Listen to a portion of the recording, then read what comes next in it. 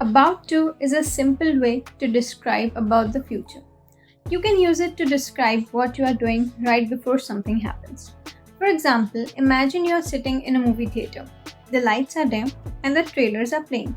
You might say, I'm about to see a movie. Remember, about to always describes something that is happening very soon.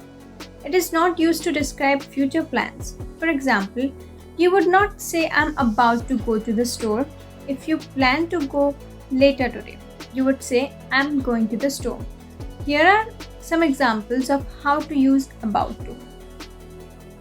I'm about to study for my test. The timer is about to go off.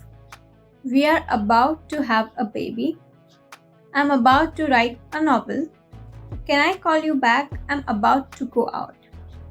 Look at that monkey. It's about to jump. Hurry. The shop's about to close. The sky or clouds are dark. I think it's about to rain. Turn off your phone. The concert is about to start. We are about to have lunch. Would you like to join us? I'm about to go to bed. The sun was about to rise. Conclusion.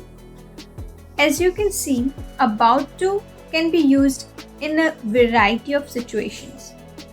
Just remember that it always describes something that is happening very soon.